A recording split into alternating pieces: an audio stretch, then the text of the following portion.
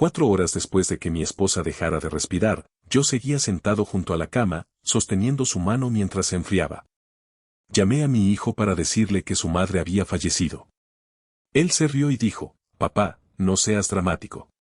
Están embarcando a nuestro grupo ahora mismo». Detrás de él, oí risas. Un anuncio del aeropuerto lo tapaba todo. En los últimos 11 días de su vida, mi esposa pronunció su nombre 91 veces. Lo estaba esperando. Él nunca llegó. Ni siquiera asistió a su funeral. Me llamo Red Delaney. Tengo 64 años. Pasé 31 años reparando autobuses escolares para el distrito, y vivo en la misma casa de ladrillo en una colina en Bloomfield en Pittsburgh que mi esposa y yo compramos cuando teníamos 26 años. Éramos tontos y felices. Colleen murió un martes por la mañana a las 5:52. Colleen estuvo enferma durante mucho tiempo antes de morir. Los médicos lo llamaron insuficiencia cardíaca congestiva, y eso es cierto como un titular es cierto. Lo que realmente pasó es que se cansó. Cansada de trabajar. Cansada de esperar a que sonara el teléfono en su cumpleaños. Cansada de fingir que no le dolía como una bofetada cada vez que la esposa de nuestro hijo decía que nuestra casa era pintoresca. Llamé esa tarde. Recuerdo que me temblaba el pulgar sobre su nombre en mis contactos. El mismo número al que había llamado cada Nochebuena durante una década. El mismo número que había dejado de contestar más o menos al tercer año de su matrimonio. Papá. Su voz ya tenía ese tono cortante, el que dice, hazlo rápido, Dominique. Tuve que detenerme y respirar. Tu madre falleció esta mañana. Hubo una pausa. No una pausa de duelo, sino una calculada. Y en esa pausa, oí la voz de Adrien de fondo, clara como el agua, diciendo, cariño, están haciendo el grupo 2. Papá, no hagas esto ahora. Dijo, nos vamos a subir a un avión. Es lo de Lisboa. Lo tenemos reservado desde febrero. Mamá ha tenido sustos antes. Vale. Ha tenido como 4. Se ha ido, Dominique. Está en la habitación de al lado. Le estoy cogiendo la mano. Vale, vale. Mira, no puedo procesar esto en un aeropuerto. Adrien ya está estresada. Te llamaré cuando aterricemos. No llamó cuando aterrizó.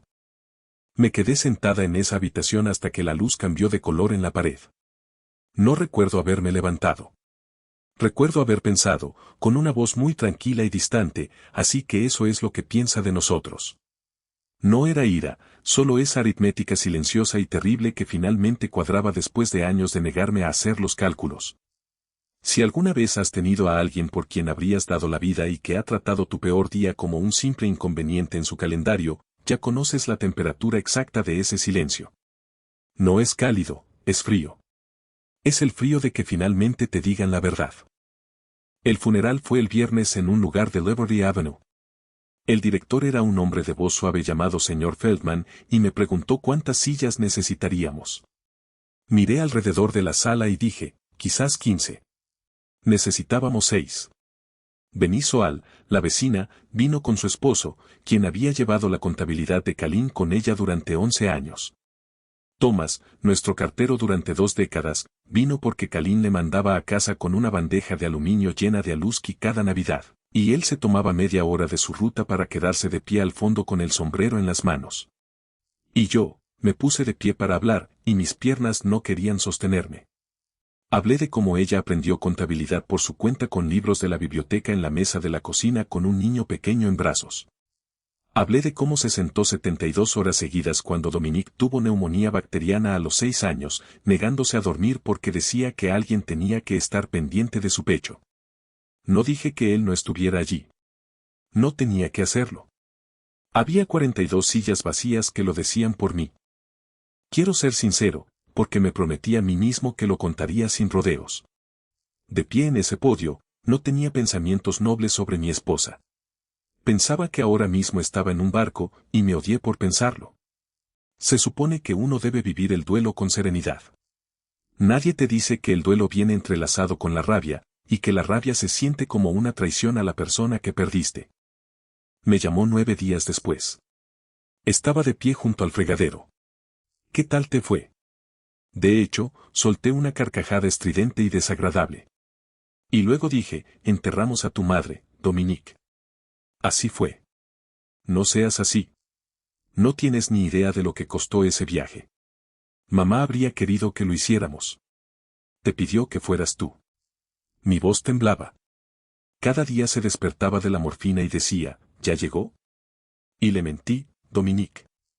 Le dije que venías de camino. Le mentí a una mujer moribunda para que no muriera sabiendo la verdad. Silencio.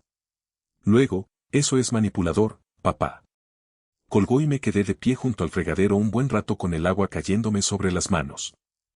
3 semanas después, por fin abrí su cómoda. Quiero que entiendas lo que se siente, porque si aún no lo has hecho, lo harás. Todo está exactamente donde lo dejó.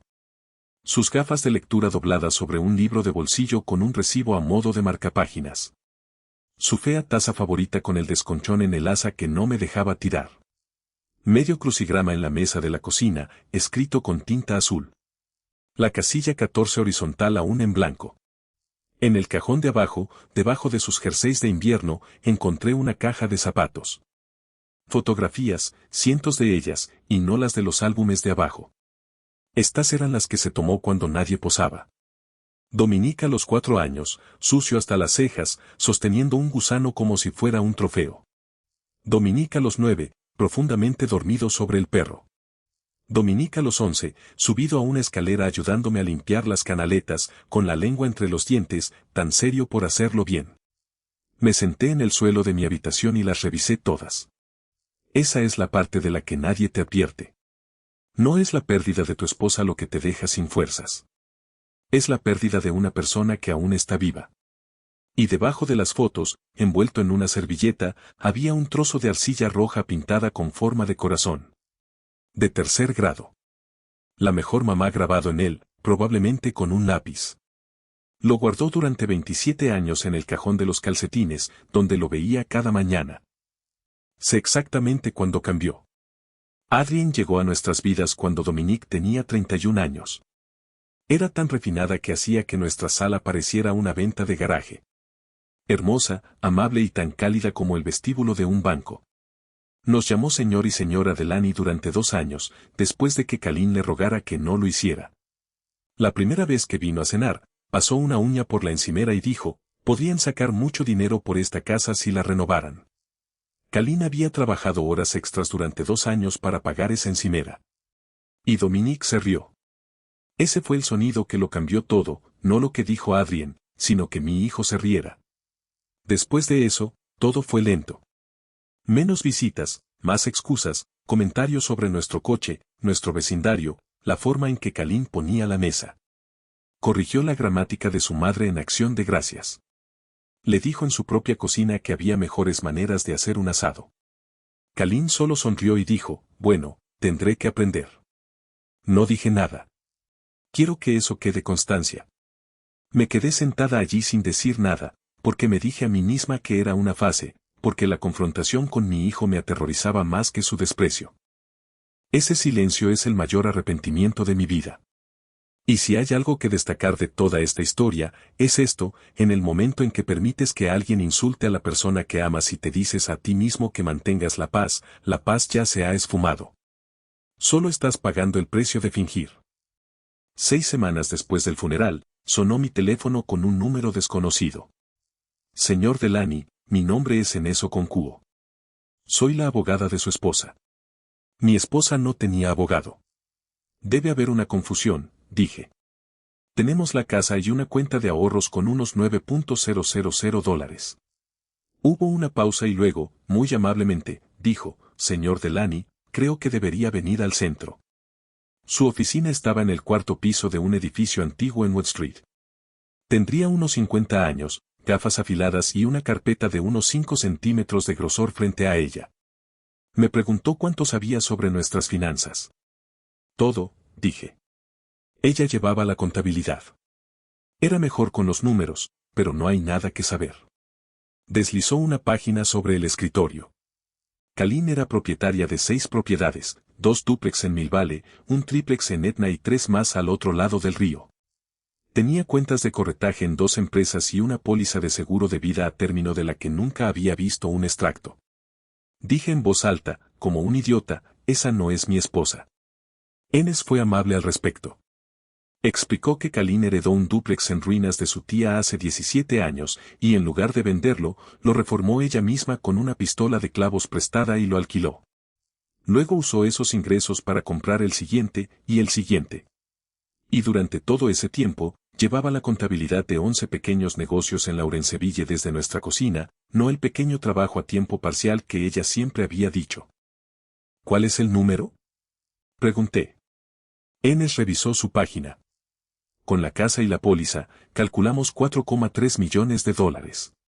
Hay un sonido muy particular que hace un reloj cuando una habitación queda en completo silencio.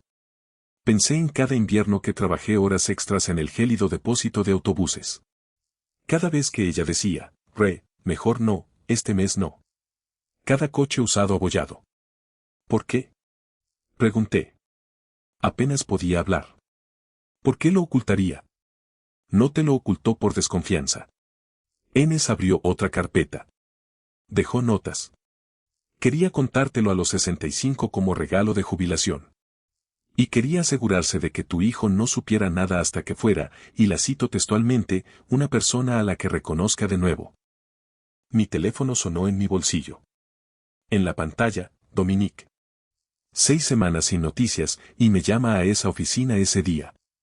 Salí al pasillo. Papá. Cálido, casi brillante. Dios, he estado pensando tanto en ti. ¿Cómo te las arreglas en esa casa solo? ¿Cómo te las arreglas? Mira, me siento fatal por el funeral.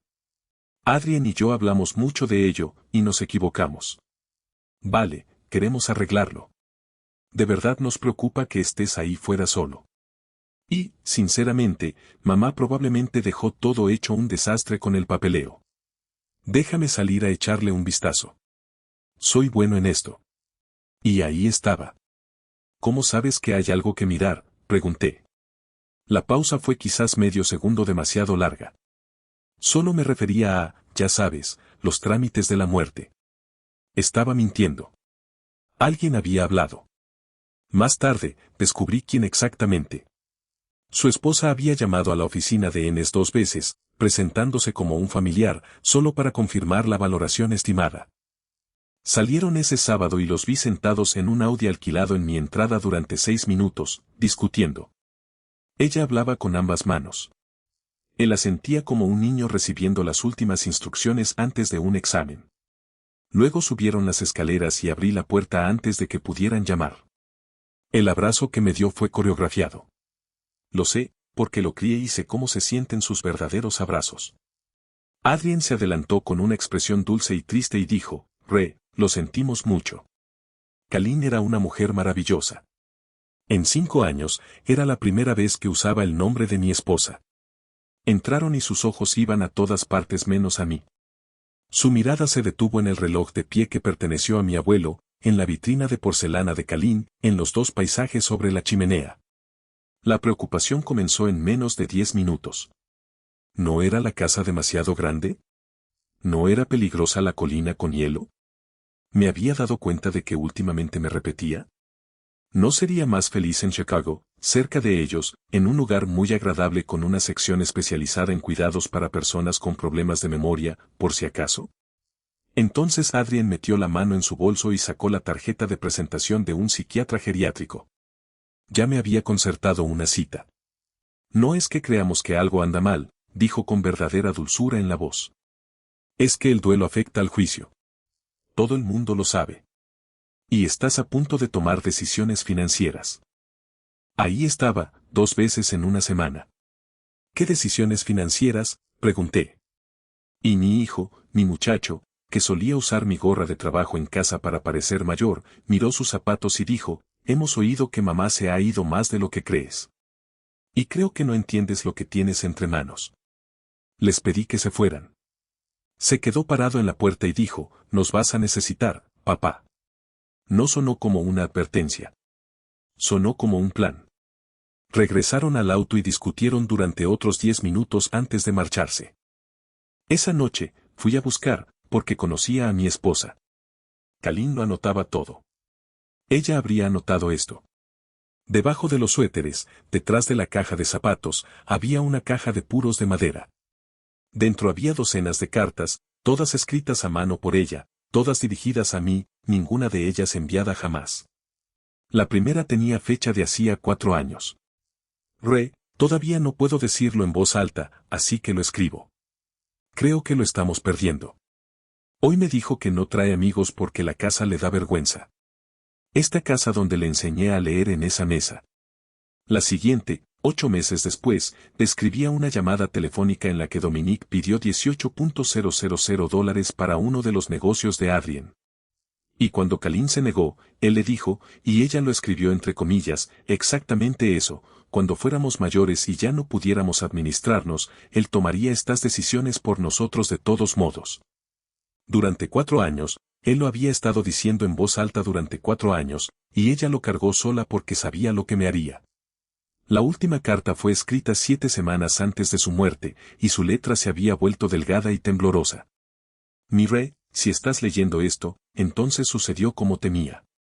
Necesito que sepas que no construí esto porque no confiara en ti con el dinero. Lo construí porque no podía soportar la idea de que alguna vez tuvieras que pedirle algo a ese chico. Hay una cosa más. Contraté a un investigador, Gwen Pryor. Enes me lo recomendó. Se trata de Adrien. Nuestro hijo no es su primer hijo. Por favor, lee el expediente antes de sentir lástima por nadie, incluyéndome a mí. Leí el expediente a las 2 de la mañana en la mesa de la cocina. Adrien se había casado 3 veces antes de Dominique, todos maridos mayores que ella, todos con una herencia. Cada matrimonio terminó con un testamento modificado en el último año, los hijos excluidos y Adrien mudándose a 2 estados de distancia con un nombre ligeramente diferente. Y aquí viene la parte que no esperaba. Había una sección sobre sus hogares de acogida desde los 7 años, 4 en total, con una madre que perdió la casa. Duan había incluido una copia de una demanda de desalojo de cuando tenía 11 años, con su nombre como menor de edad. Me senté allí con ese papel y la entendí, no la perdoné, la entendí. Porque una niña que ve cómo todo su mundo se convierte en basura aprende una lección, y la aprende en lo más profundo de su ser. El amor es como el clima, pero el dinero es un techo. Y una persona que cree eso perseguirá un techo el resto de su vida y lo llamará amor. Y creerá genuina y sinceramente que está rescatando a cada hombre al que se lo quita. Creo que Adrien miró a mi hijo y pensó sinceramente que lo estaba salvando de una vida miserable en una casa pequeña con padres mediocres. Eso fue lo peligroso. No era una estafadora fingiendo. Era una persona de fe. Llamé a Enes a la mañana siguiente. Me dijo que Kalin había incluido condiciones en el testamento según las cuales cualquier intento de declararme incapacitado sin una causa médica justificada, o cualquier intento de forzar un poder notarial, activaría un fideicomiso irrevocable. Todo estaba bloqueado. Dominique había quedado reducido a una mera formalidad y ella había pagado por adelantado a un equipo legal para defenderlo. Entonces Enes dijo, señor Delany, el señor Prior dice que ya se han puesto en contacto con 3 bufetes. Va a ser rápido. Pasaron 4 días. Estaba de pie en el mostrador con mi café, con la misma camiseta interior que llevaba puesta desde hacía 2 días, cuando 2 coches subieron la colina y aparcaron uno detrás del otro frente a mi casa. Quiero detenerme aquí, porque esta es la parte que aún veo cuando cierro los ojos. Adrien salió primero, con su abrigo gris oscuro, el pelo recogido, el teléfono en la mano, y se plantó en medio de mi calle y los organizó como una capataz. Señaló el porche. Señaló la entrada.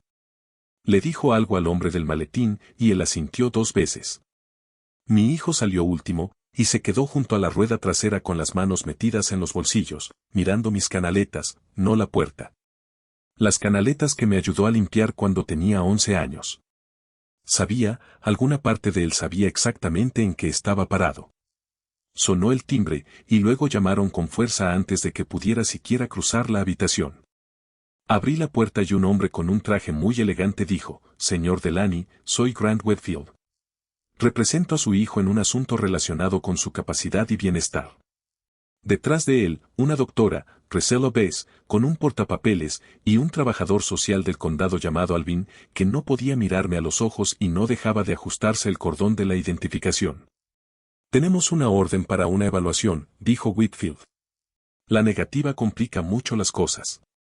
Miré más allá de todos ellos, directamente a mi hijo. ¿Es esto lo que quieren, Dominique? Y durante 2 segundos completos, algo se movió en su rostro. Se le aflojó la mandíbula. Sus ojos se encontraron con los míos, y volvió a tener 9 años durante el tiempo que tarda un corazón en latir 2 veces. Entonces Adrien puso su mano sobre su antebrazo, solo su mano. Ni siquiera habló. Su rostro se cerró como una puerta en una corriente de aire. Te queremos, papá, dijo con la voz más monótona que jamás haya oído salir de un ser humano. Me hice a un lado y los dejé entrar. Durante la siguiente hora y 40 minutos, revisaron mi casa con papeleo. El doctor Bass me preguntó la fecha, luego el nombre del presidente, luego que contara hacia atrás desde 100 de 7 en 7, y anotaba algo cada vez que hacía una pausa. Alvin caminaba por el pasillo fotografiando las escaleras. Whitfield me hizo 11 preguntas distintas sobre la herencia, cada una formulada para que mi respuesta sonara confusa o imprudente. Y Adrien se sentó en el sofá de mi esposa con los tobillos cruzados, tomó la caja de Calín, la que le regalé en nuestro 10º aniversario, la volteó, miró la base y la dejó con un pequeño y satisfecho asentimiento, como un comprador en una venta de bienes. En ese momento dejé de estar triste. Señor Delany, dijo Whitfield, ¿sabe usted que su difunta esposa dejó una herencia considerable? Sí. ¿Y comprende la complejidad de administrar esos bienes? Lo entiendo. Tengo un abogado. Me sonrió como se le sonríe a un perro haciendo un truco. La ayuda familiar en estos asuntos suele ser. Necesito hacer una llamada, dije, me levanté, me crujieron las rodillas y fui a la cocina. Papá, no necesitas llamar a nadie, dijo Dominique, y ahora había verdadero pánico en su voz. Aquí todos somos familia, dijo Adrien. Marqué el número. Están aquí, dije. Todos ellos. Luego me quedé en mi cocina durante 4 minutos mirando el número 14, todavía en blanco, escrito en tinta azul. Y pensé en mi esposa sentada a la mesa con un niño pequeño en brazos y un libro de contabilidad de la biblioteca. Y dije en voz alta, para nadie, tenías razón. Enes entró por la puerta principal 11 minutos después, y no venía sola. Juan Prior la acompañaba. Y detrás de él, con una chaqueta sencilla y una placa en el cinturón, venía la detective Amara Reyes de la Unidad de Delitos Financieros. Vi cómo Adrien palidecía poco a poco, primero la frente, luego todo el rostro. Enes dejó su maletín sobre la mesa de centro y lo abrió, con una cortesía casi cruel. Buenos días. Soy la albacea de la herencia de Calín Delany. Mi cliente anticipó este suceso y lo documentó debidamente. Colocó fotografías sobre la mesa, una a una, como si fueran cartas. Adrien en un juzgado con un hombre de unos 70 años. Adrien en otro juzgado, en otro estado, con otro hombre y otro apellido. 3 certificados de defunción, 3 testamentos modificados. Dominique cogió uno. Le temblaba tanto la mano que el papel hacía ruido. ¿Qué es esto? Esa es tu esposa, dijo Juan en voz baja, en 2016, 2019 y 2021. Eso es mentira, dijo Adrien, y su voz se quebró de una manera que nunca antes había oído. Esos hombres me amaban. Entonces podrás explicarlo, dijo el detective Reyes. Tenemos preguntas sobre las 3 propiedades. Entonces N sacó una pequeña grabadora y dijo, Dominique, tu madre grabó una conversación con tu esposa en esta sala hace 14 meses. ¿Quieres escucharla o prefieres que te la resuma? Reprodúcela. Y la voz de mi esposa entró en la habitación. No estaba preparado. Nadie me avisó. Su voz, esa voz monótona y paciente del oeste de Pensilvania, la que solía gritar escaleras arriba que la cena estaba lista, llenó mi sala de estar, y tuve que poner la mano en el respaldo de una silla. Sé lo que eres. Sé lo de los demás. Luego Adrien, fría como el cristal. ¿Sabes qué? Él no sería nada. Un tipo que arregla hornos. Yo le di una vida. Y cuando te vayas, va a necesitar a alguien práctico. ¿Te refieres a alguien que tome su firma? Me refiero a alguien que no sea sentimental con una casa en la colina. Duró otros 2 minutos, suficiente para que describiera con todo detalle las instalaciones, el cronograma, el poder notarial. Cuando terminó, el único sonido en la habitación era la respiración de mi hijo. Se volvió hacia ella y dijo una palabra: Adrien. Y ella lo miró, y esto es algo que nunca olvidaré. Ella lo miró con total sinceridad y dijo: lo hice por nosotros. De todos modos, no serías nadie. Whitfield ya estaba en la puerta, diciendo algo sobre haber sido contratado bajo falsas pretensiones. La doctora Bass estaba guardando su portapapeles tan rápido que se le cayó un bolígrafo. Alvin, el trabajador social, me miró y me dijo en silencio: lo siento. Y le creí. El detective Reyes sacó a Adrien por la puerta principal y bajó los escalones que mi padre había construido en 1961. Entonces solo quedamos nosotros dos en esa sala, mi hijo y yo, con las fotografías aún esparcidas sobre la mesa como una mano que nadie quería jugar. Se sentó en el suelo, no en el sofá, sino en el suelo. Y lloró como lo hacía a los 9 años, con todo el pecho, feo y fuerte. No vine, dijo. Papá, no fui a su funeral. No, dije, no viniste. ¿Puedes perdonarme? Me quedé allí un buen rato. Y esto fue lo que le dije, y lo decía en serio. Puedo perdonarte. Ya lo hice.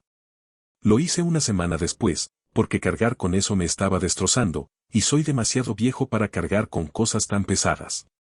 Pero el perdón no es una llave, hijo. No vas a recuperar la casa solo porque dejé de estar enfadado. Tienes que ganártela. Y lo vas a hacer sin preguntarme ni una sola cosa sobre dinero. Asintió. Y entonces dijo lo único que podría habernos hecho empezar de nuevo. Cuéntame sobre ella la semana pasada. Todo. Quiero saber que me perdí. Nos quedamos sentados en el suelo hasta que oscureció. Adrien se declaró culpable de 9 cargos en 2 estados, 14 años. 2 familias en Arizona finalmente recibieron una parte de lo que les fue quitado, lo cual me importa más que cualquier cosa que haya pasado en mi propia casa. Dominique regresó. Tiene un apartamento en Mill Valley, irónicamente, a unas 4 cuadras de un edificio que era propiedad de su madre y del que él nunca supo. Cenamos los domingos en mi mesa. Él lava los platos. Nunca ha mencionado la herencia. Y cuando me ofrecí a ayudarlo con un pago inicial la primavera pasada, se quedó sentado un buen rato y luego dijo: ¿puedo pensarlo? Quiero asegurarme de que lo quiero por la razón correcta. Esa respuesta valió más para mí que el dinero. Así que esto es lo que todo esto me enseñó, y me gustaría que lo reflexionaran, porque pagué por estas lecciones a precio completo. La primera es sobre el dinero, y es la que nadie menciona en voz alta. En la mayoría de las familias, el dinero es un tema tabú. Es de mala educación, es privado, ya lo trataremos después. Pero el silencio no protege a una familia. El silencio solo significa que, cuando llegue el momento, la única persona en la habitación que lo domina es quien vino a llevarse algo. Kalin me protegió, y se lo agradezco. Pero llevo un año pensando en ello, y creo que se equivocó al hacerlo sola. Si hubiéramos hablado de ello en la mesa de la cocina como 2 adultos, no habría pasado sus últimos 4 años cargando con un peso secreto. Eso, creo, sinceramente, es parte de lo que la desgastó. La segunda clave es cómo distinguir entre alguien que quiere ayudarte y alguien que solo busca aprovecharse de ti. Es sencillo y siempre funciona. Quien te ayuda te pregunta qué quieres. Quien solo busca manipularte te dice lo que necesitas. Mi hijo y su esposa estuvieron sentados en mi sala durante más de 1 hora y ni una sola vez me preguntaron cómo dormía, si comía o cómo había sido su último día. Preguntaron por la casa, el abogado, las cuentas y mi memoria. Ni una sola pregunta sobre mi duelo. Si alguien empieza a manipular tu imagen ante los demás antes de preguntarte siquiera una cosa sobre tus sentimientos, eso no es preocupación. Eso es manipulación. Y la tercera, la que llevo tatuada en el interior de los párpados. Cuando alguien menosprecia a la persona que amas delante de ti y te quedas callado para mantener la paz, no has mantenido la paz. Simplemente has aceptado pagar las consecuencias más adelante, con intereses. Me quedé callado en esa cena durante 5 años. Me costó las últimas 5 navidades de mi esposa, sintiéndose como un invitado en su propia familia. Aquí tienes algo que puedes hacer hoy mismo, y solo te llevará 20 minutos. Siéntate y escribe una página, lo que tienes, lo que debes, donde están los documentos y el nombre de una persona en la que confiarías todo. Luego, cuéntaselo en voz alta hoy mismo, mientras estés sano, nadie esté de luto ni desesperado. 20 minutos, es la póliza de seguro más barata contra la peor semana de tu vida. Y aquí les dejo una pregunta. No sobre mí, sino sobre ustedes. ¿Quién en su vida habla de ustedes en tercera persona mientras aún están presentes?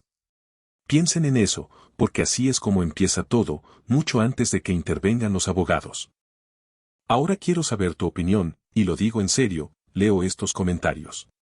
Dime honestamente qué piensas de lo que hice. Comenta 1 si crees que hice bien en dejarlos entrar y ver hasta el final. Comenta 2 si crees que debería haber llamado a la policía en cuanto el Audi entró en mi entrada.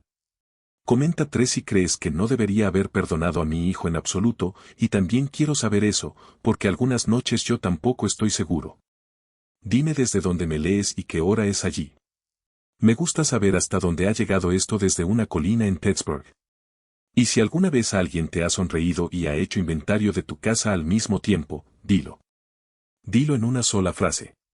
Alguien que lea tu comentario esta noche necesita saber que no es el único, y te prometo que hay gente así. Si esta historia te ha resultado interesante, suscríbete. Eso es todo. Simplemente estoy hablando de las cosas que los hombres de mi edad no nos decimos. Y cada suscriptor aumenta las probabilidades de que la próxima persona que necesite escuchar esto lo encuentre. Me alegra que te hayas quedado hasta el final. A Kalin le habrías caído bien. Esta es una historia ficticia inspirada en experiencias emocionales reales, completamente reescrita y reinventada en Pittsburgh para crear contenido original. Cualquier parecido con personas o eventos reales es pura coincidencia.